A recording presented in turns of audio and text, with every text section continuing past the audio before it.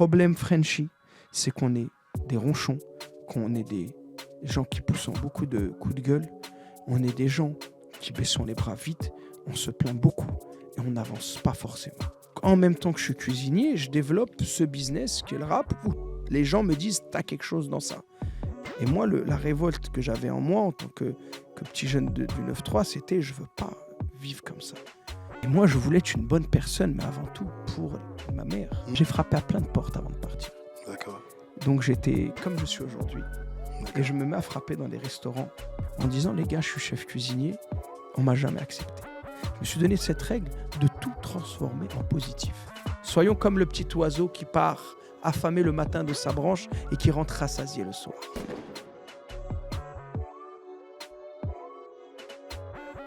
Bienvenue, chef Hassen. Merci d'avoir répondu présent et d'avoir accepté de venir dans le podcast VRV. Franchement, c'est un honneur. Moi, je suis honoré, mon frère. Ça fait vraiment plaisir parce que on t'a contacté et direct, tu nous as dit « Allez, on y va ». Et c'est ce qu'on apprécie dans les gens qui viennent dans le podcast.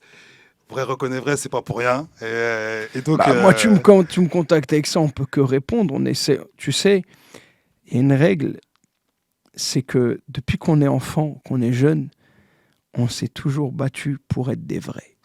C'est pas faux. C'est pas tout le monde, mais c'est une règle d'où l'on vient d'essayer d'être vrai, d'être real, même si aujourd'hui on est dans une époque de real fake. Et on essaye de rester vrai. C'est totalement ça, parce qu'en plus, c'était important pour nous, finalement, d'avoir, j'allais dire, un peu le code de l'honneur de chez nous, avec ce truc de on a des principes, on y tient. Et c'est vrai que c'est un peu perdu. Mais en tout cas, on est autour de la table aujourd'hui pour parler de ton parcours. Je suis très honoré. Hein. Puis voilà, puis pour ceux qui ne me connaissent pas, je suis chef Hassen, un chef cuisinier. Yes. Un petit gars du 9-3 qui aujourd'hui parcourt le monde en formant un peu partout dans les quatre coins du globe des jeunes et des moins jeunes à devenir de bons cuisiniers et à faire tourner des business. Bah écoute, tu t'es bien présenté. Ouais, j'ai dit, parce que je me suis dit, s'il y a des gens qui ne me connaissent pas, ils m'ont dit, ouais, je parle direct. Non, mais qu'on ne sait pas c'est qui. Non, mais nickel. Ce qu'on va faire, c'est qu'on va rentrer un petit peu sur ton enfance. Tu vas nous dire quel genre d'étudiant que tu étais, à l'école tu étais comment, dans quelle fratrie tu as grandi, où tu as grandi. Qu'est-ce que tu as fait avant de devenir chef Hassen, un peu ton parcours, parce que c'est important pour nous. VRV, le but du podcast, c'est de montrer à plein de personnes qui, pour le coup, n'ont pas obligatoirement confiance en eux, doutent peut-être de leur capacité, que beaucoup de gens qui ont réussi, qui viennent de nos milieux, sont partis de zéro. Et c'est vraiment le principe du podcast. C'est bien. Moi, je dis toujours une parole, c'est impossible d'être négatif car on est parti de zéro. Donc aujourd'hui, tu sais, on me voit. La première chose, je sais, qui en ressort, pour ceux qui ne me connaissent pas ou ne connaissent pas forcément le parcours, c'est qu'est-ce qu'il fout là, ce mec? Dans certains endroits, tu sais, hier, j'étais dans un endroit très, très coté. Et j'étais avec un ami que j'ai ramené avec moi. Tu vois, je lui ai dit, viens avec moi, tu vois. Et il me dit, je te jure, les gens, ils te regardent, mais ils doivent se dire qui c'est et comment ça se fait qu'il est là. Ouais. Et moi, je suis un petit gars du 9-3, comme je disais tout à l'heure, pour reprendre à la base. Et tu sais, moi, j'essaie de revenir toujours dans le souvenir le plus lointain de mon enfance. Et un des souvenirs qui me revient toujours, c'était le lâcher de ballon. Tu as connu le lâcher de ballon à l'école? Bien sûr. Et c'était un moment fort de l'année où c'est vraiment un de mes souvenirs, mais je devais être vraiment petit, hein, je ne sais pas, peut-être 5 ans, un truc comme ça, ou 6 ans. Et il m'était arrivé un jour une anecdote où je me perds. On fait le lâcher de ballon et je me perds. Okay. Et je me retrouve tout seul. Et là, ma mère, elle m'avait acheté des petites baskets, je sais pas, ça va être des Atemi. Atemi. Et je te jure, je regarde mes baskets et je dis à mes baskets, tu me fais courir vite, je vais courir tellement vite que je vais retrouver le chemin de la maison. En fait, c'est un peu l'histoire, je pense, qu'on a tous vécu, nous, jeunes de banlieue. C'est de se chercher, de retrouver qui on est, d'où nous sommes. Je pense qu'il y a eu vraiment une partie de notre enfance et jeunesse qui nous a été gâché, entre guillemets, parce qu'on ne nous a pas remis dans l'apprentissage de notre identité. Mais c'est aussi pas plus mal parce que c'est là où on a vu qu'on était, en gros, un mec de la cité. Moi, je dis toujours, j'ai grandi avec Saktivel Soudi Ravelou, j'ai grandi avec Laurent Grégoire, j'ai grandi avec la famille Haddad, j'ai grandi avec Abdoulaye Sylla, j'ai grandi avec la famille Nasri, entre juifs, bouddhistes, musulmans, chrétiens. Mais on était tous ensemble. Ouais. Et aujourd'hui, quand on voit le monde, et pourquoi moi, en tout cas, je me bats, c'est un peu pour cette unité, cette humanité. Et quand j'étais jeune, j'étais un petit gars. Déjà, je suis le plus petit de la famille. Ok. Tu sais, dans une famille africaine ou maghrébine, quand t'es le plus petit, t'es entre guillemets le bébé. Et j'ai 2 grands frères, 2 grandes sœurs qui ont fait des longues études, qui sont très sérieux. J'en ai une qui est biochimiste. Ils ont très bien réussi leur vie. Et moi, je suis arrivé dans cette génération, je pense, qui était une passerelle entre le début de révolte, de se dire, attends, on est enfant d'immigrés, mais on est français, on ne veut pas de nous, où on a vécu le racisme à travers nos grands frères et grandes sœurs parce que nos parents ne parlaient pas. Totalement. Nos parents ne se sont jamais plaints. Jamais une fois, j'ai vu mon père rentrer et dire « Ouais, on m'a insulté de ça ou de ci, ou c'est dur parce que je ne sais pas bien lire ou écrire. » Et c'est paru à travers la génération de nos grands frères et grandes sœurs. Et moi, la révolte que j'avais en moi en tant que petit jeune du 9-3, c'était « Je ne veux pas vivre comme ça. C'est pas possible. » Et ensuite, tu grandis et il faut s'en sortir. Je ne sais pas si tu te rends compte que nous, on a grandi avec une chose, c'est de vouloir s'en sortir, mon pote. Totalement. On n'était pas, et là, on n'était pas logé à la même enseigne. Moi, un jour, je parlais avec un mec qui est issu d'une famille aisée, d'une classe sociale supérieure. Il me disait, oh, moi, t'as vu, ce qui était dur, c'était de choisir l'école où j'allais aller, où je voulais aller, ou l'entreprise de mon oncle, ou bien de l'ami, de la famille. Et moi, je regardais, je me disais, purée, nous, on voulait juste s'en sortir. Sortir du quartier. Voilà, on voulait juste. Et moi, c'est par le biais d'une chose que j'aimais et dont j'étais passionné, c'était la cuisine. Ok. Mais mes parents m'ont pas laissé faire la cuisine parce que nous, on est obligé d'avoir le bac. Mais moi, je voulais pas aller jusqu'au bac. La cuisine, tu découvres ta passion de la cuisine comment, toi? Moi, je la raconte souvent, cette histoire, à 10 ans. Ok. Ma mère qui faisait à manger pour toute la famille et que personne ne lui faisait à manger. Et ma mère qui sortait les poubelles de la cité, qui faisait le ménage chez le dentiste, qui faisait le repassage à certaines personnes pour s'en sortir et aider mon père. Et personne, et je regardais, moi je dis, personne ne pense à maman. Et moi je commençais par faire le ménage. Mais c'est pas resté longtemps à serpillère, j'ai pas maîtrisé.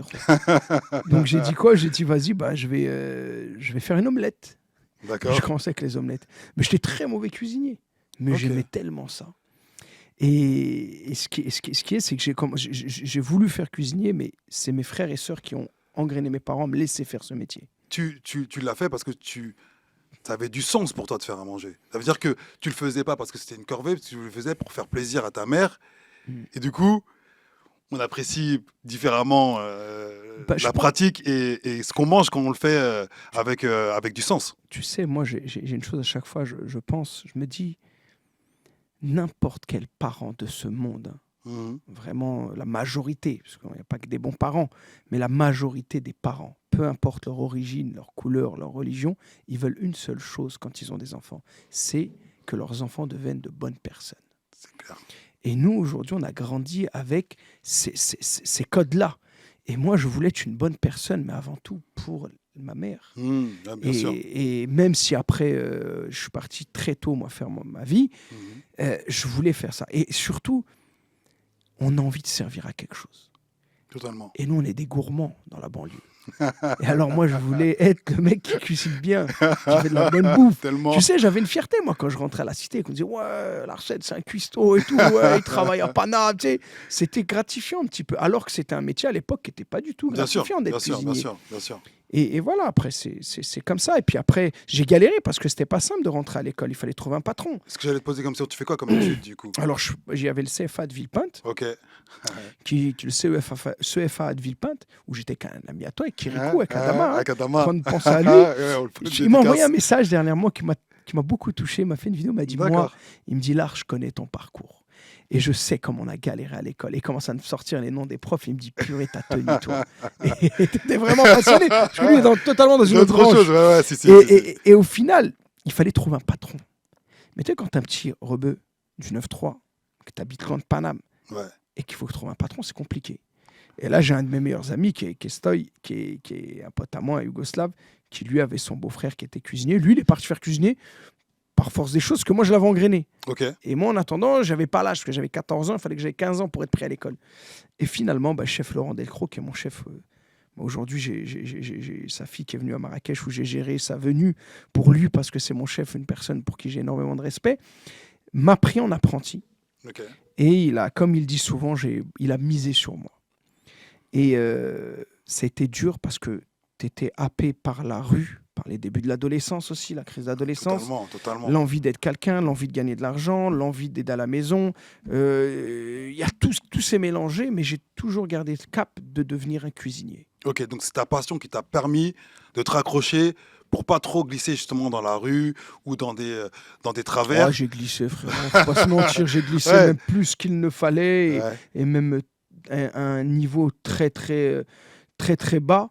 Mais pour te dire la petite métaphore, j'aimais autant faire plaisir et cuisiner à la maison, au restaurant et en prison. Tu vois, j'ai toujours eu ce truc-là de vouloir faire plaisir par la bonne bouffe parce que j'étais pas le plus fort, mais je savais faire de la bonne bouffe. Mais du coup, ça a été, entre guillemets, ton why, ton objectif. C'est pour ça que tu te levais le matin, c'était pour faire à manger. Tu sais quoi, frérot? C'était ma seule façon de m'en sortir, je pense, pour moi. C'était vraiment, tu sais, à chaque fois que j'ai fait des conneries ou que j'allais en prison, à chaque fois pour m'en sortir et me redire je vais me remettre bien, c'était la cuisine. C'est la cuisine. Et le chef me faisait toujours les promesses d'embauche pour mes sorties de prison. Et jusqu'au jour où j'ai eu mon premier enfant, où là tu prends la maturité. Moi j'ai 7 gosses aujourd'hui, tu vois. Donc ça veut dire c'est énorme comme poids dans la conscience, dans le combat de tous les jours. Et quand j'ai eu mon premier enfant que j'ai vu au parloir, j'ai dit non, plus jamais. Il faut que je trouve une solution pour ne plus jamais me retrouver dans cette situation. Et là, je sors, et puis le chef qui m'a jamais lâché me retrouve un job chez Giorgio Armani. Et je bosse, et puis là, ça y est, je veux m'en sortir. Tu vois, je me dis, c'est bon. Et je comprends que c'était... Et comment t'expliques que ce chef qui n'avait pas connu de jeunes, parce que je suppose qu'il n'y avait pas beaucoup de jeunes maghrébins. Alors lui, c'est un mec de Saint-Ouen. C'est ça qui est... Laurent Delcros, c'est un mec de Saint-Ouen. C'est un des premiers meilleurs apprentis de France de l'EPMT, qui est une école juste à côté, à Levallois. C'était pas n'importe qui, mais c'est un petit gars de Saint-Ouen. Et je pense que c'est ça qui l'a touché. Parce qu'on en parle souvent. On disait toujours, on est des mecs du 9-3. Ouais, il avait l'ADN. Voilà, il avait le truc. Et tu sais, je l'ai trahi plus d'une fois. Quand je dis trahi, je comprends. Dans notre période d'un peu délinquante, un peu... Mais il m'a toujours repris. Et un jour, il m'a dit, t'es ma plus grande fierté. Et surtout, tu m'as prouvé que je ne m'étais pas trompé. Et j'interviens, le jour, il m'a fait intervenir avec lui au CFA de Villepinte. C'était un de mes plus grands rêves. Pourtant, je cuisine dans des endroits de ouf, pour des gens de ouf. Mais mon seul rêve, c'était de revenir un jour au CFA, là où c'était le plus dur. Et il me permet de venir et puis d'intervenir auprès de groupes, etc. Et de partager mon parcours. Mais c'était vraiment, pour moi, le truc, c'était de m'en sortir, frérot. Tu veux t'en sortir. La bouffe, c'est la porte de sortie. Comment tu te retrouves à te dire... je vais lancer mes projets, je vais commencer à proposer mon savoir-faire.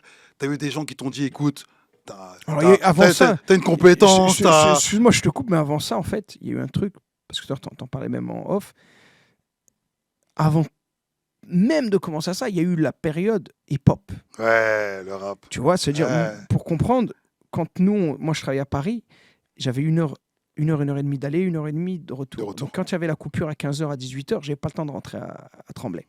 Donc, qu'est-ce que je faisais? Je restais à traîner sur Paris. Et à côté, il y avait Châtelet. Et il y avait ce magasin qui s'appelait Urban Music, Visclo, Clovis, tout ça. Et puis moi, j'avais un truc, j'ai 2 passions. J'ai la cuisine et l'écriture. Et j'aimais écrire. Et j'écrivais, moi, à l'époque, des textes de rap pour les grandes masses cités. Junior, Ok. Ça fait des années que je ne l'ai pas vu. Pour plein de grandes masses, j'en écrivais parce que j'aimais beaucoup écrire. J'aimais beaucoup les cours de français, j'aimais beaucoup ça. Et puis, je me suis mis à prendre le micro et voilà. Mais, Tu faisais quoi? Tu faisais le micro ouvert sur ouais, Châtelet, je sur les rappelle, je freestyles? me suis Ok. retrouvé sur la mixtape DJ James numéro 10, qui Ouais. était le DJ d'NTM à Ouais, l'époque. C'était pas totalement. n'importe C'est pas quoi. n'importe quoi. Ouais. Je sors mon premier disque à 17 ans. D'ailleurs, dans ta ville à l'époque, t'es celui qui était le plus en vue dans le rap Ouais, à l'époque. pourquoi? Parce que Par rapport t'étais à... sur Génération, je me rappelle, tu passais dans 2-3 freestyles, on t'entendait, t'avais 2-3 morceaux qui tournaient, je me rappelle. Ouais, Ouais, parce ouais, que en fait, mais c'est là où on revient à la transition à ce que tu disais, ouais. l'entrepreneuriat. Parce que vouloir vendre un savoir ou vouloir vendre, c'est de l'entrepreneuriat. Totalement. Et moi, très vite, je pense mon premier business que j'ai fait, j'étais très jeune, j'étais à l'école primaire. Je voulais acheter une paire de Nike, URH, Agassi, Ok. 1900, je sais plus combien. Elle était magnifique et il fallait de l'argent. Et puis l'argent, papa, il ne Il donnait avait pas, tu vois, il n'y tu avait connais, pas. bien sûr, bien sûr. Donc Débrouille. je vendais des stylos plumes, je vendais un peu tout. J'ai toujours eu ce truc de business. Des Et- calculatrices qu'on a Voilà, attrapées, tu connais. exactement. Voilà, on va pas. On va tout dire. Et au final, à 17 ans, je sors mon premier disque avec l'appui d'un de mes frères et je monte ensuite le label La Rue Musique. Ce que j'allais dire, c'était en indé. Donc ça veut dire que C'était en indépendant. Moi, j'ai c'était- toujours été en indépendant. ça a été, entre guillemets, la première fois que tu rentrais dans un concept de projet derrière qu'il faut mettre dans les Bien bacs, sûr que tu ouvres une à la société, FNAC, à la, une bah ouais, SARL. une SARL. que Ok. tu vas à la Chambre des commerces, au Ok. tribunal des commerces, c'est Ok. l'INPI, tous ces trucs, tout ce truc qui est Ouais, en la fait un SACEM, paradoxe ça. avec Ouais. tout le mec de la banlieue que t'es qui Ah, vit à l'arrache. totalement. Et puis là, donc en même temps que je suis cuisinier, je développe ce business qui est le rap où les gens me disent t'as quelque chose dans ça. Et là, je me lance dans cette aventure où voilà, où je vis une période en fait qui est très importante pour moi. Mhm. Pourquoi? Tout le modèle aujourd'hui de Chef Hassan a été calqué sur la façon de travailler en indépendant dans le rap. Ok. J'ai utilisé les mêmes stratégies marketing, les mêmes techniques, sauf que je les ai adaptées aujourd'hui avec Ok. les nouveaux moyens, que ce soit les médias, le digital, etc. Et en fait, ça a été... Donne-nous une petite technique là, parce que là, tu es en train de nous dire, j'ai adapté les mêmes techniques Bien sûr, bien du sûr. rap. Bah, Donne-nous un exemple. Bah, dans le business, très simplement, le jour où je décide de lancer Chef Hassan, c'est-à-dire de me montrer sur les réseaux, de dire je suis un chef cuisinier, ça fait des années que je suis dedans, aujourd'hui je veux partager mon savoir, mon personnage, etc. Donc tu dois développer un personal branding, hein, comme dans le rap, donc d'avoir un personnage, une image. Deuxièmement, quand je prends l'équipe, et j'en parlais dernièrement avec un gars à moi, qui est un petit Marocain que je kiffe, Midoction, grosse pensée à lui, quand je démarre l'aventure, je dis je vais tourner une série où je vais aller cuisiner dans les montagnes. Je peux regarder sur YouTube, c'est ça qui m'a fait connaître. Ok. Et là, je dis vas-y et tout. Et là, je prends l'équipe, je leur dis écoutez les gars, là, on part sur un travail de développement sur 3 ans, sur Lourd. le personnage Chef Hassan. Ok. Regarde, qu'est-ce qu'il raconte? Je dis aujourd'hui, parce que c'est comme ça qu'on C'est comme travaille ça, dans bien le sûr, monde de la bien musique sûr, aussi. bien sûr, bien Si on sûr. travaille sur 3 ans minimum sur le développement. Je dis moi, je suis pas pressé. J'ai besoin de gagner ma vie, mais pour que ça dure dans le temps, voilà, il y a des étapes à franchir. Et là, j'ai utilisé les mêmes trucs. Et même tous les premiers partages que j'ai eus sur Chef Hassan, ce sont des Les gens rappeurs. de la musique, bien sûr. C'est Black Ah. M, c'est La Crime, c'est Ah. Niska, Ouais. c'est tous ces gens-là. Mhm. Et pourquoi? Parce que c'est mon monde. Je peux pas le renier. Bien sûr. J'en fais plus partie. C'est plus un monde dans lequel je me reconnais, Mhm. mais j'en fais partie. Mhm. Tu sais, on est un peu les grands frères. Bien sûr, bien Tu sûr. sais, moi, à l'époque, Ah. j'avais un rêve, c'était de finir comme Fab. Rentrer dans le dean, loin de tout le Ah monde ouais. et tout ça. Et j'ai eu l'occasion d'ailleurs de le remplacer, une grande pensée à lui, à Abdullah.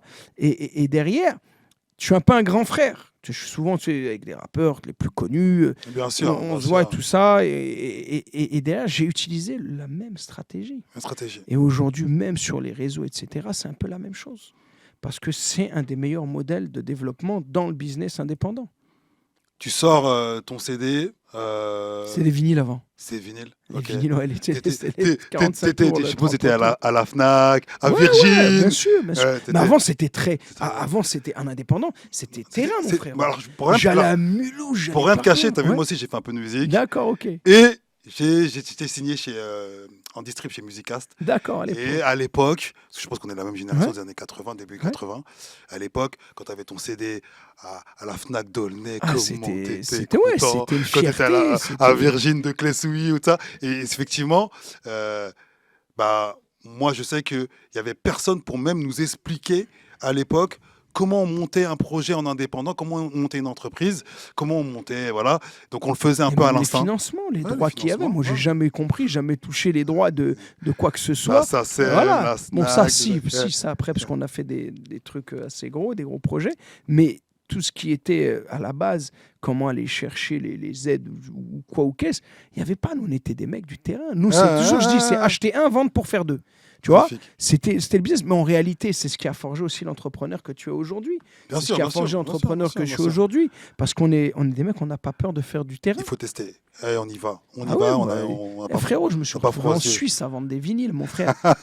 Je faisais je sais pas combien d'argent pour aller vendre 5 vinyles, frère, en Lourd. Suisse. Je pense sur le délire. C'est Ouais, c'est ouais, même parce pas qu'on- rentable au final. mais du coup, tu vas chercher, tu essaies de voir, tu testes. Tu testes ça, tu dis, OK, ma passion, c'est la bouffe. Donc, une fois que tu as ton diplôme, tu nous as dit que tu faisais des allers-retours avec les chefs. Dans Ouais, quel, j'ai bossé dans 3-4 dans quel, dans 3-4 belles enseignes. ouais, tu peux Bah, nous moi, dire? à la base, oui, bien sûr, à la base, j'étais alors à l'auberge Nicolas Flamel, qui est OK, aujourd'hui un restaurant étoilé. J'étais au Duc de Montmorency, OK. ensuite, avec mon chef.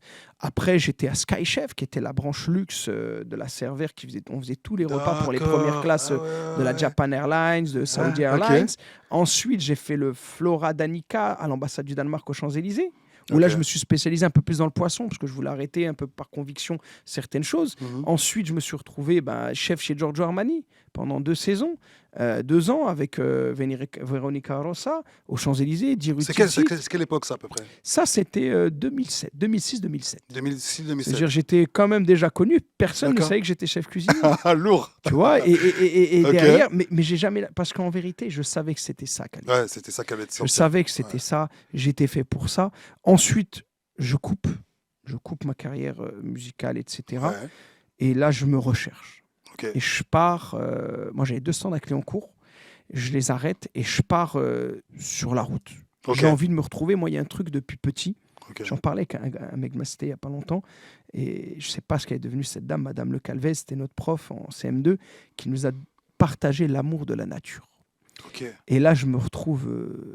J'étais à la mosquée de Villeparisis d'ailleurs. D'accord. Et là, je suis là, je réfléchis, je prends ma voiture, je me dis, vas-y, pars-toi. Barre-toi loin de cet univers. Et là, je décide d'aller dans les montagnes. J'ai une tante qui était dans le Jura. Et je me dis, j'ai un truc depuis que je suis petit, c'est j'ai un besoin régulier de me retrouver seul dans la nature. Ok. Au Tu contact de vois, la nature. Au contact de la nature, regarder le moindre petit oiseau, espérer voir un chamois, Machin, non, c'est espérer beau. voir un Ouais. cerf. Tu sais, Ouais. c'est un paradoxe de Bien ouf. sûr, Nous, on bien vient sûr, du béton. bien sûr. Mais, et là, je redécouvre une nouvelle vie. Ok. Une vie au calme, dans la paix, la sérénité. Et je me dis, tu sais quoi, vas-y. Et là, je rencontre un mec et on se met à faire les marchés dans toute la zone de Annecy, Lyon, Bourg-en-Bresse, tout ça. Et là, je me retrouve moi-même et je décide de revenir à la cuisine. Et là, je reviens à Paris et je prends un poste. Après, je fais mon restaurant au Havre, dans la ville du Havre. Ok. Et ensuite, je décide de rentrer chez moi en Algérie. D'accord. Quand tu fais ton restaurant, c'est un C'est restaurant en 2010-2011. gastro-français. Non, on est dans le c'est, snacking. du snack. Non, on est dans la Attends, rue, là. ouais, ok. On est dans la street, on est dans la street food. D'accord. Mais j'avais... Alors, c'est très intéressant parce que moi, je sors de la gastronomie française Yep. et la street food, c'est totalement autre chose. Ok. C'est des codes qui sont autres, c'est une façon de travailler, des process qui n'ont rien à voir. Mais je suis quelqu'un qui m'adapte très vite. Et là, je me mets et je m'adapte et je mets en pratique ce que je connais de la gastronomie française, les techniques et tout, dans le Ok. snacking. Ok. Et là, je sors des bangers et Ouais, puis je me retrouve ouais, à être tout le monde veut manger chez moi, toi. etc. Ok. Et là, je pars au Havre parce que je me marie au Havre et je reste là-bas une petite période Mhm. et je fais un carton avec une sandwicherie et au final, je décide de rentrer sur la Paris. terre de mes ancêtres Ah, en en Algérie. Algérie. Exactement. Tu retournes en Algérie pour faire pareil de la food. Alors, pas du tout. Je Ok. voulais plus jamais faire de food. C'était ouais. c'était Ah ouais. compliqué. Ouais, c'est un métier qui est très rude. Et quand j'arrive là-bas, je regarde la télé et là, je vois, ça parle, un ministre qui dit oui, bon, on va développer le tourisme, on a besoin de Ok. formateurs Ok. en cuisine, etc., pour Ok. le tourisme, etc., les hôtels. Et là, je dis, bingo, ça peut être sympa, ça. Et donc, je me remets à fond dans la food. Et là, j'ouvre un petit resto, j'en ouvre 80 au total, j'en suis Ok. une vingtaine de restos en tant que consultant. D'accord. Mais je me trouve un peu bridé, parce que c'est vrai qu'on avait un peu de retard là-bas. Et ça a bien bougé en ce moment. Et là, je décide vraiment d'upgrader et de revenir vraiment à un gros niveau. Et là, je pars au Maroc. Alors, avant de partir sur le Maroc, Algérie, c'est quelle période à peu près? C'est fin 2011-2012 jusqu'à Ok. 2018. Jusqu'à 2018, Voilà. tu es en Algérie, tu développes là-bas, tu t'es un peu formateur du coup. Ouais, là-bas. ouais, je lance des restaurants, ok. je forme des gens, etc. J'avais aussi un petit atelier de pâtisserie où je livrais un peu tous les restaurants en Parce que dessert. vers cette période-là, on commence à voir en France, à Paris, la première gastronomie un peu halal. Ouais, ouais, exactement. Il y a les tu vois, premiers tu restaurants. vois, il y a les enfants terribles. Les enfants Les terribles. enfants Ils sont terribles, chez toi, hein, ouais, ils sont chez Sofiane, toi, ouais, voilà, très ouais, gentils. voilà, qu'on ouvert, je me rappelle, c'était vers Nation, si je dis pas de Ouais, bêtises. c'est ça, Ouais, exactement. on voit que ça commence à arriver, parce qu'on se dit, ça y est, on va arrêter de manger que des Grecs. Bah, il y a une émergence Voilà. de la population. Il y a une émergence d'une Et on communauté. veut, voilà, de la communauté, on veut manger des choses un Oui, peu de oui, bien quali. sûr. À ouais, notre image aussi, bien sûr, de ce qu'on fait, dans ce qu'on nos fait. vies respectives et l'évolution. Et oui, bien sûr, il y a cette évolution-là. Moi, je l'ai regardé. Ben, Tu suivais ça un peu tu sais, je d'où vais t'étais? te dire une chose que j'ai jamais dit. Ouais, Et il y en a qui vont se reconnaître, je pense. J'ai frappé à plein de portes avant de partir. d'accord, Donc j'étais comme je suis aujourd'hui. Et d'accord. je me mets à frapper dans des restaurants, entre guillemets, gastronomie halal, Mhm, en disant, les gars, je suis chef cuisinier, je cherche du boulot, mhm. parce que j'étais reparti à zéro. Est-ce que ça vous dit, au moins laissez-moi Tester. tester qu'est-ce que je sais faire. Tu sais, je sors de grande maison, Mhm, je taquine, je sais bien cuisiner. On m'a jamais accepté. d'accord. On m'a jamais donné de retour positif. Et je sais qu'il y en a qui se reconnaissent depuis quelques années, qui voient que l'évolution de Chef tu te Hassan, vois, Chef Hassan. mais c'était un bien. Ok, Parce que c'est ce qui m'a permis de voyager ok. et d'aujourd'hui de faire le tour du monde grâce à mon travail. Et j'étais très vexé à cette période-là. Et je dis, ça fait rien, je me barre. Et qu'est-ce que tu en penses? Est-ce que c'est parce qu'ils se disaient, finalement, on n'a pas besoin d'avoir un chef Non, euh, c'est pas pour on ça. fait de la food. C'est pas pour ça. Moi, Ok. je sais c'est pourquoi. Et puis, je leur en veux pas aujourd'hui Hmm. parce que c'est comme ça. Ouais, C'est comme c'est ça. des choix. Ok. C'est des choix qu'ils avaient, sûrement dans leur direction artistique de leur Le restaurant. restaurant. Tu vois, mais Ok. je leur en veux pas. Et moi, en tout cas, c'était un déclic pour bouger de la France Ok. et qui m'a ouvert. Et surtout, le gros tremplin, c'est le Maroc. Ok. Où vraiment, Algérie, tu passes au je Maroc. pars au Maroc. Ouais. Pourquoi? Parce que tu sens que t'as fait le tour ou parce qu'il y a des opportunités? C'est pour pas te mentir, il y a deux grandes choses, dont une, mon meilleur ami qui est mort aujourd'hui, frérot Ouais, non, moi. Bilal Samat, rahimallah, qui me dit, écoute, je vais sortir de prison, je vais ouvrir un restaurant au Maroc, s'il te plaît, viens à Marrakech, aide-moi à sortir, à faire un restaurant. Je dis, franchement, ça m'intéresse pas de bouger maintenant. Il m'a tellement motivé que j'ai dit, bon, vas-y, d'accord, je vais aller faire un tour. Et la deuxième chose, il y avait cette envie d'évoluer dans mon métier.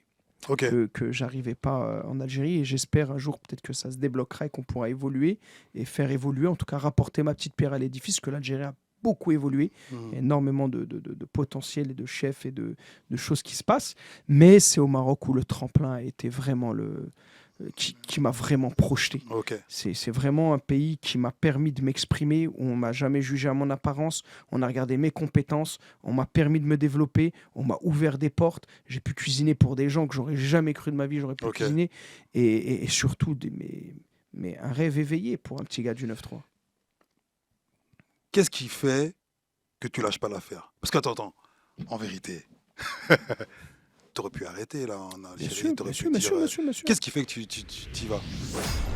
Si tu regardes cette vidéo, c'est que tu es parti de zéro, tout comme moi. Pas de réseau, pas d'entrepreneur dans ton entourage, pas de contact fiable. Une vraie galère pour se lancer ou continuer à se développer. C'est pour ça qu'on a créé une plateforme, pour nous, pour vous. Elle s'appelle All Star Business. Le principe, c'est de te mettre en relation gratuitement avec les meilleurs. Le meilleur comptable, le meilleur webmaster, le meilleur leveur de fonds, le meilleur banquier. C'est simple, va sur le site, remplis juste un formulaire sur ton business et si on peut, on t'aidera. Plus d'infos dans la description, retour à la vidéo. C'est que mon frère, on est en mission. Totalement. On est en mission. Totalement. Qu'est-ce que tu veux que je te dise? Tu Tu sais, moi, aujourd'hui, mon téléphone, il n'y a pas un jour où il ne sonne pas pour que je rende service à quelqu'un. Mhm. Où il n'y a pas quelqu'un qui me dit, ouais, t'as vu, il n'y a que toi là qui peut. Pourquoi pas? Parce que je suis le meilleur. Je suis très loin d'être le meilleur. Mhm. Mais parce que je suis un Comme m'a dit un jour un ami d'enfance, Brahim Messaoud, qui est taxi aujourd'hui, qui me disait, t'as vu Lars, toi t'es un mec, quand tu veux un truc, tu vas. Et tu lâches pas tant que tu l'as pas. Et c'est vrai que j'ai toujours été comme ça.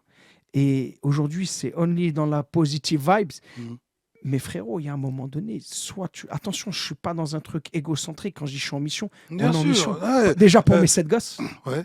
Parce que tu sais, Ouais, il y a c'est beau, ça. 1 an ou J'adore. 2, mon fils, mon plus grand, qui a 19 ans, qui vit pas loin d'où tu es, qui vit à Mitry, qui me dit papa, je dois trouver une entreprise, je galère, parce que j'ai envie de faire telle Ok. école et tout ça. J'ai réfléchi, j'ai dit, mais attends. Et j'ai recalculé, moi, à quel âge j'avais 17 ans. Et je retourne 23 ans en arrière. Je me dis, attends. Mon fils, aujourd'hui, 23 ans après, ce que moi j'ai vécu, il vit la même chose en France. Alors que c'est un mec gentil, sympa, droit, qui veut juste s'en sortir, faire des choses. Et là, j'ai dit, non, c'est pas possible. On doit continuer d'ouvrir des portes, mon pote. Totalement. Il faut qu'on continue d'ouvrir les esprits, qu'on Totalement. montre Merci. moi aujourd'hui le rôle unique, que je suis là assis devant toi, ou que j'ai un réseau social où je me montre, ou que j'accepte et que je parle au monde.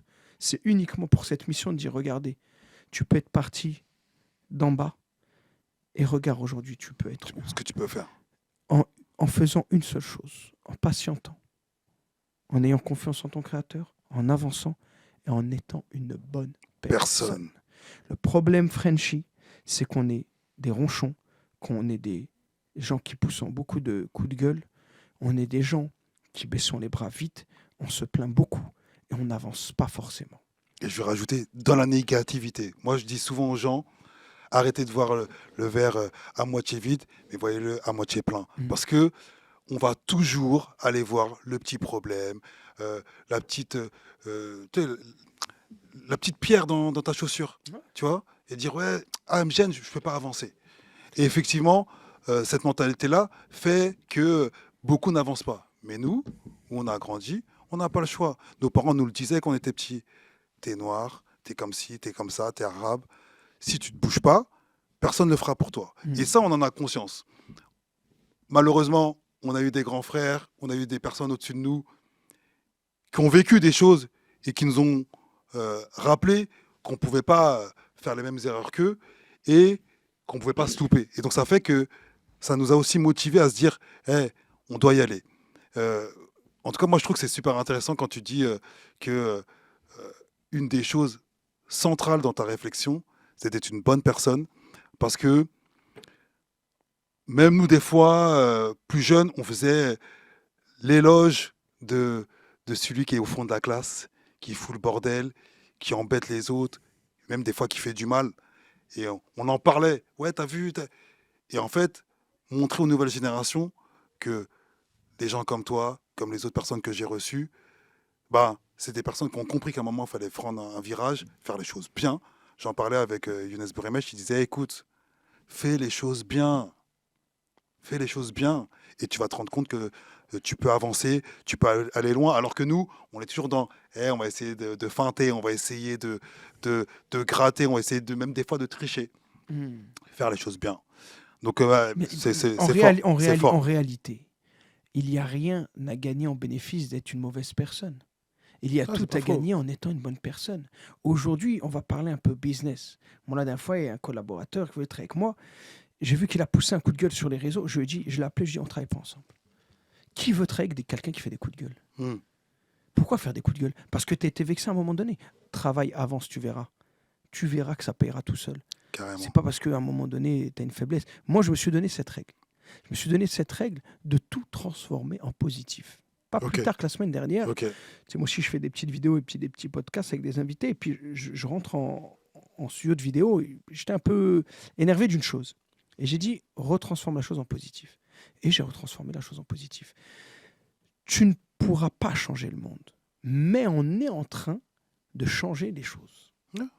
Et il faut s'en rendre compte, mon frérot. Parce qu'il y a quelques années en arrière, on n'aurait pas pu faire ce qu'on est en train de faire. Tu vois, mais tellement. Ça veut dire que les choses changent. On ne peut pas rester sûr. Moi, aujourd'hui, quand je prends mon cas, les gens, des fois, me disent « Ouais, mais t'as vu... » Et surtout notre communauté. Les gens de chez nous, ils viennent... Ouais, mais t'as vu, t'es un barbu, j'ai lu un commentaire. Mais quoi, tu lis le commentaire négatif? Lis les 80 commentaires positifs. Et ensuite, pourquoi tu... Mais c'est ça qui te coupe l'herbe sous le pied. Qu'est-ce que moi, tu vas pas me casser mon moral, c'est frérot. tellement, Je suis tellement plus loin que j'aurais cru aller dans ma vie qu'aujourd'hui, tu ne peux pas me redescendre, même si... Après, par contre, c'est à nous de faire attention. Il y a des choses qui vexent, c'est vrai. Il y a des choses qu'on ne comprend pas. Il y a tout ce syndrome du stockholmianisme, moi que j'appelle, parce que je vis en Afrique depuis un bon moment, j'ai fait la contraction du syndrome de Stockholm et du colonialisme, qui fait mal. Mais il y a des choses qui bougent, parce qu'il n'y a pas que des mauvais de l'autre côté, et de notre côté aussi. Et tu vois, et moi, de par le fait que je suis musulman, je suis obligé d'être bon avec l'humanité, car le prophète de l'islam a été envoyé à l'humanité, contrairement aux autres prophètes. Donc je ne peux pas, moi, rester que communautaire. Et aujourd'hui, c'est ça, être une personne bonne avec tout le monde. Que ce soit dans... Là, j'ai pris le tramway comme un gosse. C'est des choses que moi, je n'ai jamais fait de ma vie. J'ai repris le métro, ça faisait peut-être 15 piges, je n'ai pas pris le métro. Tu vois, tu vas dire, ouais, mais ça, c'est des fantasmes de riches. Non, c'est juste que je me dis, purée, tu peux être dans les mêmes endroits que tu as été il y a 20 ans, 25 ans avant, mais avec un autre mindset. Et un mindset positif. Et ça, je pense que la positivité, c'est une chose qui va régir ta vie d'une façon d'aller très loin. Il n'y a personne de positif qui ne réussit pas sa vie en réalité. Et réussir la vie, ce n'est pas qu'une histoire pécuniaire. C'est une histoire d'être heureux. Moi, je crois, tu sais, j'ai beaucoup voyagé. Je me suis retrouvé dans des déserts à parler avec des gens, à leur dire, mais comment tu fais pour vivre ici? Ils disent, non, c'est toi, comment tu fais pour vivre là-bas? Je suis heureux, moi, ici. Hein? Mon souci, là, c'est d'aller trouver ma chamelle. Mon souci, c'est d'aller traire le lait de la vache. Mon souci, c'est de... Il n'y a rien d'autre. Je n'ai pas d'autre souci. Moi, je dors en paix. Et aujourd'hui, partager, entre guillemets, une réussite mondaine aux nôtres, à mes enfants avant tout, c'est de montrer qu'il ne faut jamais baisser les bras. Et qu'en étant quelqu'un de positif, tu peux aller très, très loin. C'est nickel, tu me fais la transition. Cette réussite, si je comprends bien, elle va vraiment passer un cap au Maroc. Explique-nous un peu ce qui se passe au Maroc, le business au Maroc, comment ça se Au développe. Maroc, je trouve une place dans un restaurant où il y a pas mal de gens connus qui viennent manger. Ok. Et là, il y a le mot qui se passe, il y a un chef cuisinier, un barbu, qu'est-ce qui cuisine bien? C'est quoi ton plat? C'est quoi ton plat préféré? C'est quoi le plat que tout le monde dit que c'est le plat de Chef Hassan? C'est quoi le plat Franchement, en toute humilité, je cuisine tout. Moi. Ok. Mais ce que les gens aiment, c'est les bons plats, une bonne blanquette de veau. D'accord. Un Ok. bon dessert, je suis bon dans les desserts aussi. Ok, bon dans les desserts tu aussi. vois, il y a tout, tu vois. Et puis surtout, l'identité que tu mets dedans. Ok. Et là, donc, je rentre, et puis là, je fais mon petit nom, et je commence à lancer des restaurants à droite à gauche. Ensuite, il y a cette histoire où je dis, je vais lancer Chef Hassan. Comme si c'était un artiste. Comme un artiste. Et là, je tourne ces séries, mais improbables, dans la montagne, où je prends une figue de Barbarie, où je prends un cynorhodon, qui est le fruit de l'églantier. Et là, les gens se disent, mais c'est qui ce ouf qui va cuisiner dans la montagne, en pleine nature? Et là, je rencontre un ami, quand je revois un ami de plus de 20 ans, qui était photographe, qui est photographe à Jamel Debbouze d'ailleurs, une grande dédicace à eux, parce qu'ils ont joué aussi un rôle dans le développement de Chef Hassan, que ce soit Jamel ou bien Laïd. Et là, je le rencontre dans son studio photo, et là, il me dit, attends, je te présente Tao. Tao, c'est le big boss d'une pépinière de start-up, qui me dit, écoute, il me rencontre, il m'emmène rencontrer le big boss du groupe Accor Afrique, mais comme ça. Ok. Il me dit, tu déchires ce que tu fais, viens. Et là, il m'emmène dans un rendez-vous avec Hamid Bentar, qui est le big boss Accor Afrique, frérot. D'accord. On parle pas de n'importe qui, tu vois, on parle de palace de malade. Et là, il me rentre dans les Emerging People of Marrakech, il me demande de faire un discours. Là, tu as Pierre Colec, un ancien de chez Louis Vuitton, qui est là, qui me dit, écoute, demain, je fais un dîner, il y aura Bernard Sens de Hermès, Balmain, Yves Saint-Laurent, il y aura Michel Lamy, la muse de Rick Owens, et tu te retrouves ça s'accélère d'un coup. Et c'est là où tu dois pas te rater. Ok. Dans ton domaine. Ok. Et là, je fais un dîner pour du lourd. Ok. Et je m'en souviens, là, il y a un autre homme qui est une grosse pierre à l'édifice de Chef Hassan, qui s'appelle Gary Martin, qui est un Américain, qui est un bête d'ethnobotaniste, qui vit depuis 25 ans avec Myriam Martin, une grosse figure de Marrakech, une des premières afro-américaines à s'être installée là-bas, qui me ramène un panier de légumes agroécolo et qui me dit « Oh, chef, qu'est-ce que tu peux me faire avec ça ?» Et là, je suis là, j'avais déjà préparé tout mon menu. Je dis « Mais purée !» Et je me dis, attends, si je les cuisine pas, ça va être compliqué. Et si je les cuisine, il faut pas que je me rate. Et là, je pars en freestyle, je leur fais un bête de plat. Et là, il vient et dit, écoute, je fournis tous les plus grands palaces, mais là, on parle de palaces high level, des hôtels qui sont mis parmi les meilleurs au monde. Et il me dit, personne n'a jamais cuisiné mes légumes comme toi, tu l'as fait. Et là, il me dit, écoute, j'ai bientôt un dîner. Je n'ai pas le droit de dire pour qui j'ai cuisiné, mais parce qu'il me faut signer un contrat de confidentialité. Et dans leur luxury boutique, Jnen Tamsna. Et puis de là, ça passe à là. Un autre jour, on fait un brunch. Et là, il y a Eric Falt, qui est le directeur de l'UNESCO, le big boss de l'UNESCO là-bas. Et il dit, je fais un show. Moi, je fais beaucoup de show cooking et beaucoup de shows dans mes trucs. Et il me dit, je veux un dîner. Je me retrouve à faire le dîner pour 70 délégations internationales, représentants internationaux de l'UNESCO, dans le Golfe Almaden, un des plus beaux spots où tous les milliardaires vivent. Et en fait, c'est un enchaînement de situations, mais par une chose, par l'identité que je mets dans mon art culinaire et l'identité que je dégage. Et ça, je le fais sincèrement, avec amour, c'est ce que j'allais dire. Avec partage et sans retenue. D'accord. Parce qu'il y a une chose qu'il faut comprendre. Je parlais aux Renois rebeux comme nous. Se plier, courber les chines. Tu sais, je parle, mais vraiment transparent. Transparent. Être ce que vous n'êtes pas. Pour vouloir plaire à une personne en face qui n'a pas envie de voir ça de vous. Et ben c'est pour ça que des fois, ça ne marche pas. Et c'est pour ça que des fois, vous restez en dessous. Bien sûr. Et après, 20 ans après, vous êtes là, vous craquez, et vous dites, en fait, je travaillais dans tel poste, dans telle société, on ne m'a jamais considéré. C'est normal, tu as toujours courbé les chines, mon frère. On ne te dit pas de te révolter. La révolte, pour moi, ne sert à rien. Déjà, la révolte en islam est interdite. On ne se révolte pas, mon frère. Tu n'as pas le droit de te révolter. Par contre, révolte-toi d'une façon positive par ton travail, ton identité. Après, il faut un petit peu être doué dans ce que tu fais. Ça veut dire que tu dis, ton identité, ton singularisme fait que tu dis, voilà, je sais qu'ils ne vont peut-être pas comprendre, mais comme je vais faire du bon boulot, je vais faire des choses avec, tu parlais tout à l'heure de sens et même de passion, tu vas trouver ton public, tu vas trouver les gens qui vont apprécier ce que tu fais.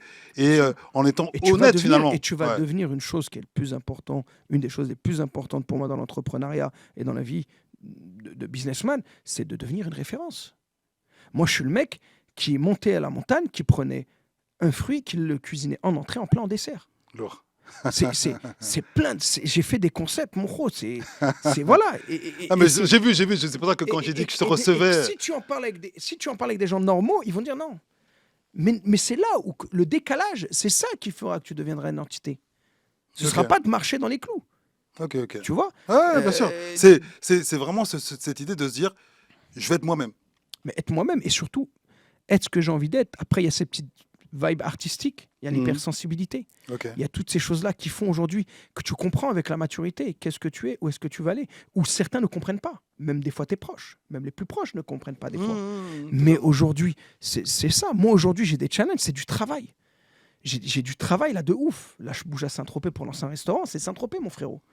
Alors, quand tu dis que tu lances des restaurants, parce que j'ai vu un peu ce que tu faisais sur les réseaux, tu as lancé combien de restaurants? Est-ce que tu peux donner des chiffres?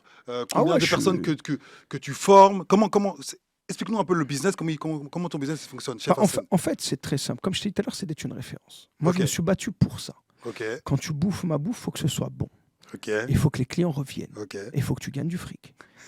Tu vois? Donc moi, aujourd'hui, quand un client m'approche, aujourd'hui, alhamdoulilah, comme on dit chez nous, il y a plus de demandes que d'offres. C'est pour ça que je m'excuse auprès de ceux qui pensent que je fais la star, mais je ne fais pas la star, c'est juste que je suis surplombé de travail. Et je choisis aussi les partenaires avec qui je travaille parce que j'ai des objectifs et j'ai une évolution avec une feuille de route. Quand quelqu'un m'appelle, me dit, écoute, je veux lancer un projet, déjà, l'erreur que je ne fais plus, avant, j'étais dans une forme de survivalisme où j'avais besoin de gagner de l'argent. Donc, je prenais n'importe quel contrat. Aujourd'hui, je choisis mes contrats. Si la personne a une personnalité qui ne va pas avec moi ou qu'on ne va pas être dans la même vibe, je recule même si le budget est énorme. Parce que c'est ce qui va mettre des bâtons dans les roues pour évoluer à côté et aller vers de plus beaux projets. On m'appelle, voilà, j'ai entendu, on connaît ton travail. Aujourd'hui, moi, alhamdoulilah, les gens connaissent mon travail. Je suis à près d'une centaine, même plus d'une centaine de restaurants lancés aujourd'hui à travers le monde. J'ai formé toutes les origines qui existent, mon frérot. Attends, à travers le monde, donc je suppose effectivement Maroc, Algérie, tu nous as dit, la France, T'as fait où d'autres J'ai fait l'Allemagne, la L'Allemagne, Suisse, la la Suisse. Belgique, l'Espagne, Ok.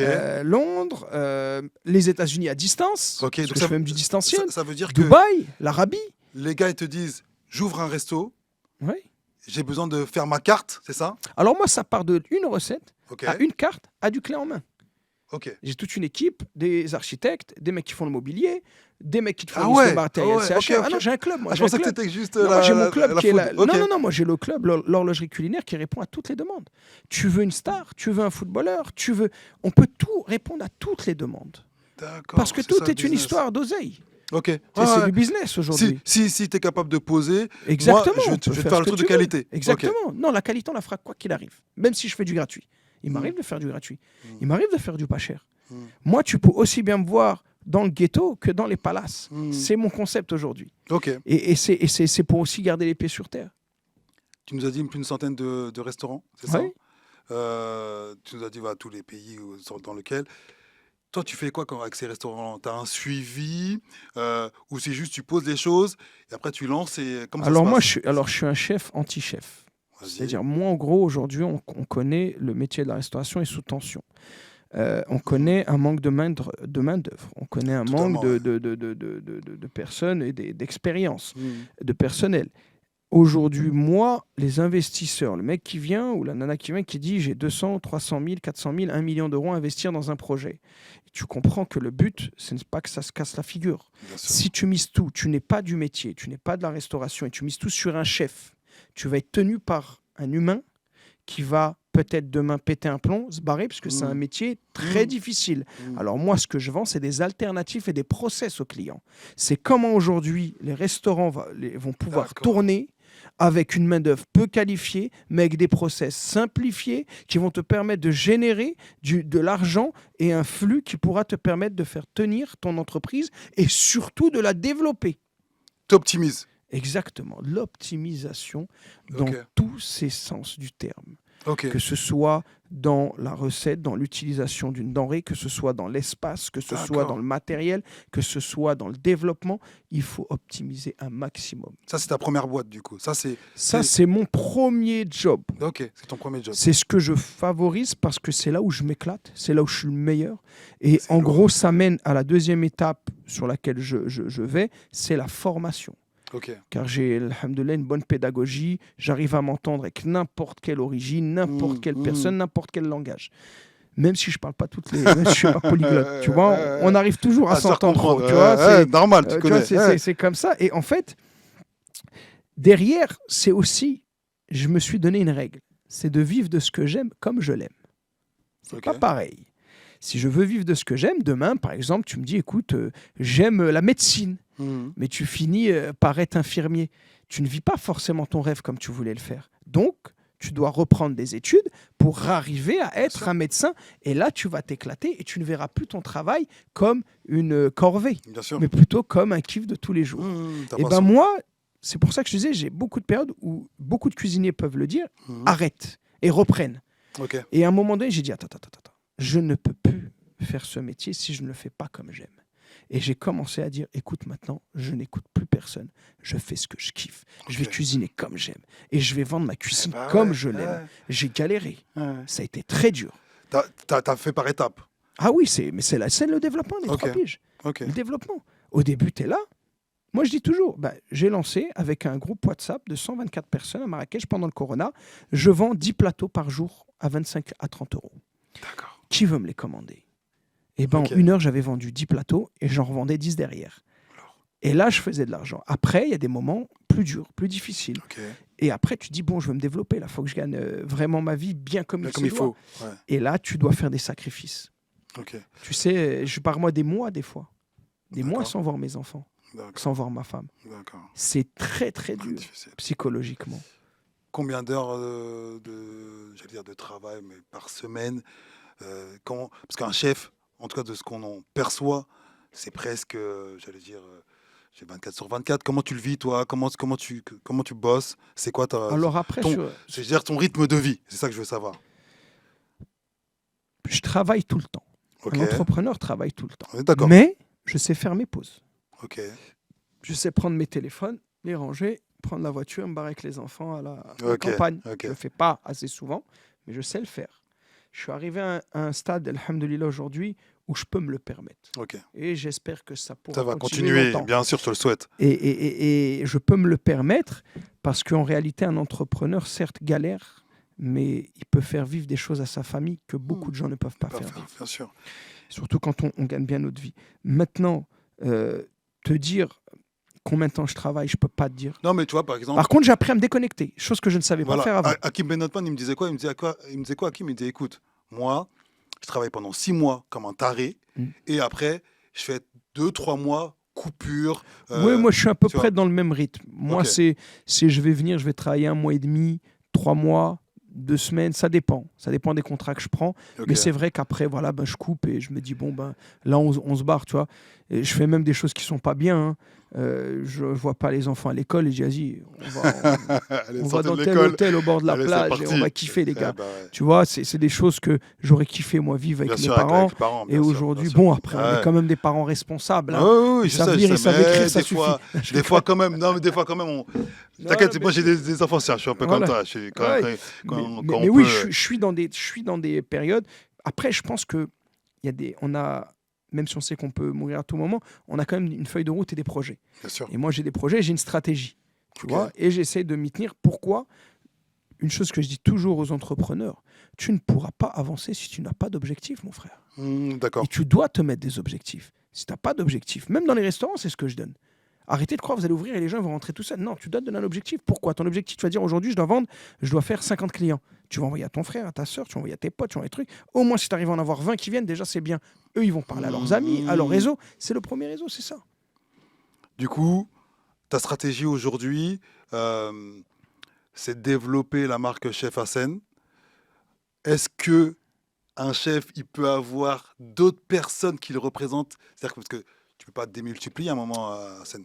Donc du coup, Je le fais déjà. voilà, comment tu fais? C'est-à-dire, est-ce que tu as déjà, genre, je sais pas moi, déjà Alors des moi, petits chefs Hassen? Je sais pas comment tu procèdes? moi, j'ai un club qui s'appelle l'horlogerie culinaire. Ok, Ce club s'appelle l'horlogerie culinaire parce que mon nom de famille en arabe veut dire en français le fils de l'horloger. Magnifique. Souadji. Et j'ai monté cette horlogerie culinaire, ceci par rapport à la minutie et tout ça. J'ai signé des partenariats avec tous les corps de métier liés au domaine de la restauration. ok, Et j'ai des chefs qui sont amis, collaborateurs, que je fais travailler quand moi je ne peux pas. ok. Par exemple, je place beaucoup de chefs et je suis aussi comme une intérim. Je place beaucoup de chefs à Mais travers avec le tes monde. techniques, avec ta vision, un Bah- peu comme une franchise. En fait, après, tu deviens gage de qualité. Surtout, tu deviens une référence. Ok, Si moi, demain, tu m'envoies ton CV, je te dis, écoute, j'ai une place au Sénégal. Là, par exemple, on me demande un chef pâtissier pour le Sénégal, payé à 3 000 € avec un packaging mieux qu'en France, mon frère. Si moi, demain, je te place, tu ne peux pas te rater parce que moi, je te grille dans tout le réseau. C'est une petite famille. Donc aujourd'hui, les gens savent que s'ils passent par moi ou si c'est moi qui les place, ils vont tout faire au mieux. Après, pas de risque zéro. bien sûr. Mais sûr, ils vont bien sûr. tout Tu gères faire de au l'humain, mieux tu gères de l'humain. pour ne pas s'afficher et ne pas m'afficher. Et ensuite, j'ai des contrats avec les structures qui me prend les chefs, avec une rémunération, bien sûr, sur laquelle on s'entend. Moi, aujourd'hui, le but, c'est justement de ne plus travailler. Comme tout bon businessman qui Bien se sûr, respecte. on travaille à notre disparition, Voilà. je dis tout le temps. Et Ouais. en fait, et derrière, c'est de aussi partager. Tu sais, il y a une ingratitude dans le domaine de la restauration que moi je vois de plus en plus. Ok. C'est des chefs étoilés, des MOF, des meilleurs ouvriers de France. C'est-à-dire, on parle du plus haut level de la restauration, la fine dining. On parle vraiment du luxe qui aujourd'hui ne sont pas rémunérés à leur juste valeur, qui ne gagnent pas d'argent à leur juste valeur, mon pote. Ouais.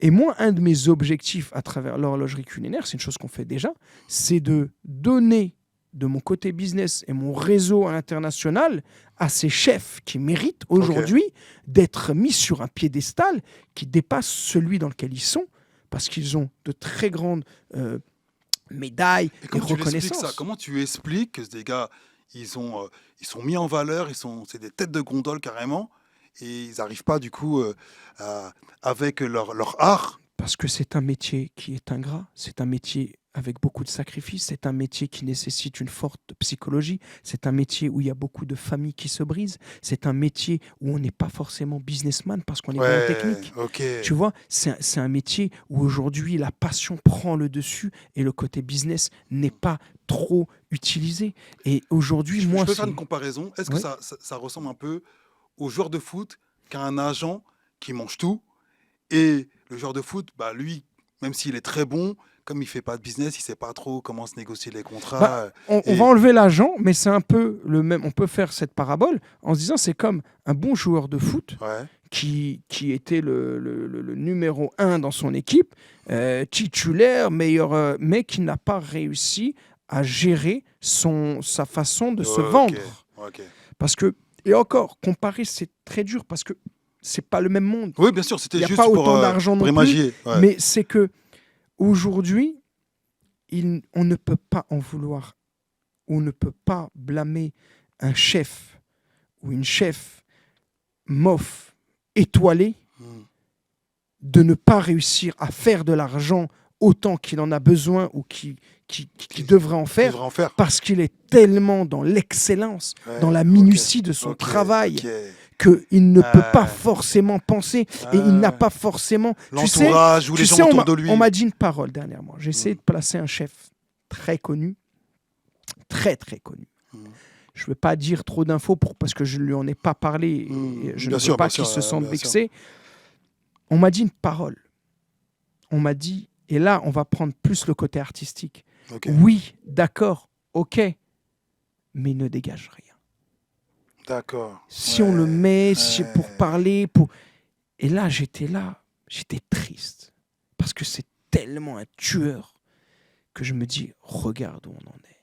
Mais, à contrario, c'est ce qui, moi, me permet aujourd'hui de faire du good business. Ok. C'est d'avoir... Et j'essaye de... Et il y avait une application qui voulait se lancer justement sur ça. Il m'avait appelé pour Ok. coacher les chefs à avoir du bagou, tu vois. Ouais. Et c'est pas... Mais tu Un peux peu pas de- forcer quelqu'un à sortir de sa zone de confort. C'est pas obligatoirement leur ADN. Exactement. Ils sont derrière les fourneaux plutôt que d'être devant. Mais moi, je ouais. continue à me battre pour essayer de placer le maximum de chefs sur ce que je ferai avec des grands groupes aujourd'hui et Mm. pour dire, voilà, il y a tel chef, il mérite et il doit, et c'est le meilleur pour travailler sur ce sujet-là. Et aujourd'hui, on doit le faire et on doit continuer à le faire. Et pour moi, c'est légitime pour eux. C'est bizarre qu'un mec comme moi dise ça aujourd'hui. Et il y en a même que ça les choque. Et des fois, moi, on m'appelle, oui, j'ai besoin de tel chef ou d'un chef, truc. Il y en a qui le comprennent dans le business, qu'il y a une réalité dans le business où le business, bien fait oublier qui tu es, ta couleur de peau, Bien ta sûr, dégaine. bien Tu sûr, vois, bien sûr. parce qu'il n'y a qu'une seule chose qui parle, c'est la réussite. La réussite et la et la monnaie, qualité, tu et vois. l'argent. Moi, je suis Bien très sûr. quinri sur ça et j'ai aucun problème sur ça. Mais en France, je sais que c'est très tabou. Mais derrière, moi en tout cas, c'est mon objectif, ça et l'agroalimentaire. Faire évoluer tout ce qui est la branche halal vers de la meilleure façon de manger. Ok. Parce qu'aujourd'hui, on est encore à un niveau où... Ouais, écoute, quand tu vas acheter des fois, alors je ne vais pas dire la marque du supermarché, tu prends Yuka, Ouais. tu passes sur nos produits, mais tu vois de ces notes. Ah ouais, non, c'est incroyable. Le Cachir qui est de la VSM que même C'est- les chiens ne mangent pas. Mais c'est incroyable. C'est un délire. hein, Incroyable. mais c'est Et une tu dis, réalité. et tu dis pourquoi? Mais pourquoi? Bon, bref. Bah, Ouais, mais ça, j'espère que tu vas bouger c'est des un de choses mes comme ça. objectifs Ah ouais, parce que d'essayer de tirer faire de la vers le haut, qualité. bien sûr. qualité. Mais Et il y en a, incroyable, il y en a, incroyable. et on Ça- doit s'efforcer de le faire. Et en fait, c'est cette mission de faire évoluer les consciences, de faire évoluer le système, de montrer qu'en étant quelqu'un de bien, de bon, aimant envers son prochain, peu importe qui il est, de montrer qu'on peut casser les stéréotypes qu'aujourd'hui on a mis. Et puis, il faut casser aussi les monopoles de certaines industries qui sont appropriées des choses sans le faire avec, j'allais dire passion, comme on parlait tout à l'heure, Ouais, ou ouais, sérieux, bien sûr. et pour vendre Ouais, rapidement. après, Il moi, faut essayer. après ça, moi, je leur en veux pas parce qu'il y aura toujours moyen de bosser avec eux. Bien sûr, bien sûr. Et puis demain, s'il faut s'industrialiser ou quoi, ben, j'espère qu'on pourra le faire parce qu'on a les moyens aujourd'hui. Et même sur des continents comme l'Afrique, etc., les choses sont en train de bouger. Et puis ça bougera, mais toujours dans un mindset positif. Positif. Tu as vu, moi, je suis... Ok. Tu sais, ok. tu sais, moi, des fois, on vient me dire, ouais, mais non, il a bossé, le man. Il a bossé pour là où est-ce qu'il est, pour être là où est-ce qu'il en est. Ils ont bossé, même si des fois ce n'est pas légitime. Pourquoi je vais me casser casser la tête sur la non-légitimité de quelqu'un? Et moi, tu sais, la force l'énergie Mhm. et comment dire, le dispersement de ton esprit que ça prend le fait de te casser la tête sur mais quelqu'un bien sûr, tu qui perds n'est du pas temps. légitime. Mais bien sûr, tu perds Moi, du j'ai temps. pas le temps pour ça, Ah, mon frérot. ça- Moi, mon frérot, Ouais, je suis c'est d'accord quoi avec toi, je suis d'accord avec toi. je vais me casser. Mais, Non, mais non, aujourd'hui, non, faut de pas toi à parler. moi, Ouais. c'est pas français, ça. Bien sûr. De Bien ce sûr. que- tu peux Bien passer, on a passé combien d'heures à discuter et Ouais. sur le cas de personnes qui Ouais. avancent et font des choses, C'est tout. même si elles ne sont pas en adéquation avec nos principes. Mmh. Mais derrière ça, pourquoi je vais perdre du temps, de l'énergie, de la force à parler sur quelqu'un qui n'est pas légitime ou qui parle mal de moi ou qui ne m'aime Non, pas, pas le temps. alors que moi, je dois avancer? Ouais, je suis d'accord avec toi. Ah, je suis Prenons entièrement cette énergie d'accord et avec toi. Ouais. concentrons-la dans Entièrement. l'avancée des choses. Ouais. Et on fera du beautiful business. Ouais, on a pas Car le temps à aujourd'hui, perdre, bien sûr. c'est là, c'est devant nous. Mmh. Chacun aura son dû. Chacun aura ce qu'il doit gagner. Mais on doit aller le chercher. Soyons comme le petit oiseau qui part affamé le matin de sa branche et qui rentre rassasié le soir. Magnifique. Tu vois? J'ai une petite question. Si tu devais conseiller quelqu'un qui part de zéro à monter un business, tu le conseillerais de faire quoi? De lancer quoi? Alors pour moi, Là, je te prends un peu de cours, mais voilà. pour moi la chose la plus enrichissante, avant même de faire le business, pour te lancer dans le business, Ouais. c'est l'apprentissage. Ok. Apprendre. Ok. La science. Ok. Sur tous ces bords. De tes convictions personnelles au business que tu veux faire. Apprendre. Aujourd'hui, on a Internet. Mmh. Tu peux apprendre rapidement les choses. Tu peux, si tu as une force d'analyse, comprendre, regarder, analyser un marché. Là, tu me donnes la méthode, mais tu me dis pas sur quoi tu pars. Dans quelle branche aujourd'hui? Ouais, dans quelle Moi, branche? pour moi, aujourd'hui, Ouais, ouais. je vais te faire Quel le avenir? mec. Je vais te faire le mec qui Quel- fait du coaching, l'immobilier, mec. Non, frérot. Non, Non, je- mais non, mais Tu non, sais, mais tu toi, vas. toi, demain, mais non, demain, t'as un petit cousin, il dit, écoute, s'il te plaît, J'ai mon Arsène, fils, mon fils. ou Par ton- exemple, ou mon ton fils, fils. cette semaine, mon fils qui se trouve plus, il travaille chez Orange, il est là, il me dit, papa, je veux un deuxième job. Je lui dis, mon fils, t'es pas fait pour travailler, ça se voit. T'es un mec bien, fais un business. Ouais, mais quoi? Ok, Quoi comme business? Fais un business à ton image. ok, T'aimes les voitures? Rentre dans le business des voitures. T'aimes la mode? Rentre dans le business de la mode. T'aimes la food? Rentre dans le business de la food. Parce que je te promets qu'il n'y a qu'une seule chose qui te permettra de réussir, c'est cette petite lumière, cette petite étincelle en toi Entièrement qui te d'accord. passionne sur un sujet. Ok, Ne t'éloigne pas. Tu veux faire un business, je te dis une bêtise. T'aimes le basketball?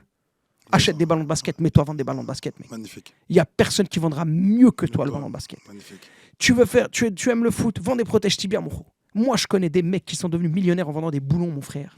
Héros, on parle de Totalement, boulons. on est totalement d'accord. Parce que le mec était passionné de bricolage.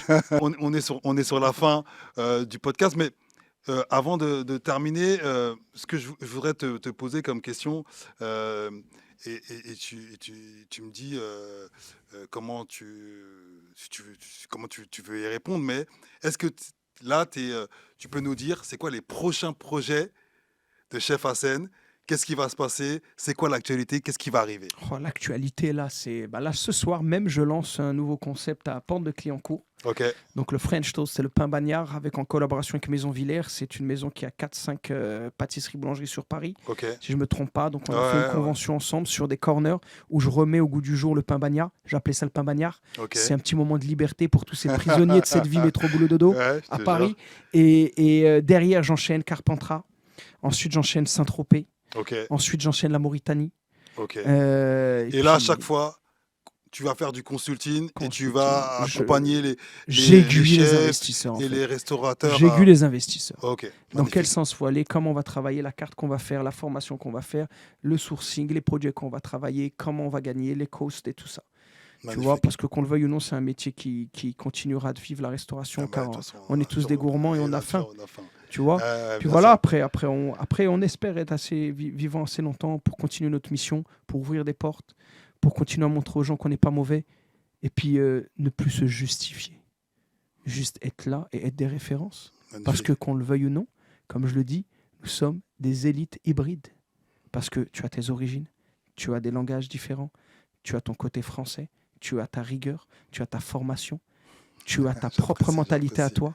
Ah, Mais en fait, on est des Avengers, mon gros. c'est ça, je suis d'accord. Totalement, tu sais même pas. C'est juste qu'on nous a pas ouvert les portes qui menaient à certaines Ouais. cases et qu'on nous a laissé croire qu'on était au second plan. Hmm. Alors qu'en réalité, on est présent dans toutes les plus grandes sociétés mondiales. Et on va l'être encore de plus en plus. Ouais, mais toujours Ouais. en mindset positif. Ouais. Moi, je suis là pour prendre la place à personne.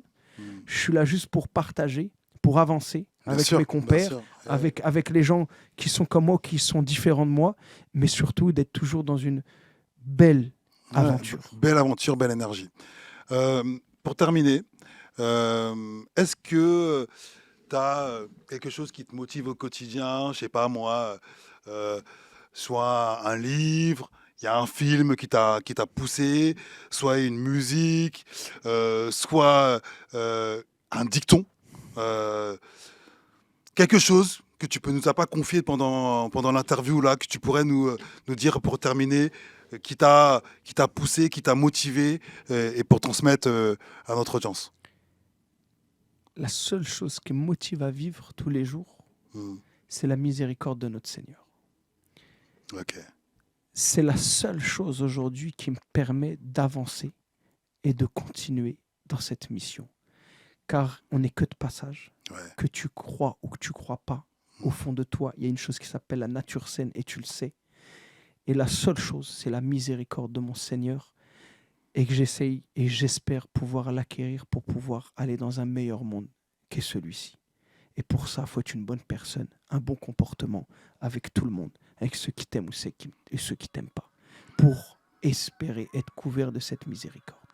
Je te jure que c'est la seule chose aujourd'hui. Merci, chef Hassen. De rien, merci à toi pour ton accueil. Merci. Et puis Non. continuer, Ben, écoute, merci. bien continuer dans une bonne trajectoire. Bah ouais, de toute façon, on est là pour faire avancer les choses. Je suis content que tu sois venu. Je vais en profiter parce qu'on me le dit de dire à l'audience de s'abonner, de laisser des likes. Par rapport à cet entretien, n'hésitez pas à mettre des petits commentaires. Suivre Chef Hassen dans ses aventures. Merci encore. Merci à Frangin, toi. Merci. Puis bonne continuation, aux vrais reconnaissent vrai, comme on dit. T'as vu Merci C'est un frérot. vrai Merci, lui, tu vois. merci. Merci à toi. beaucoup.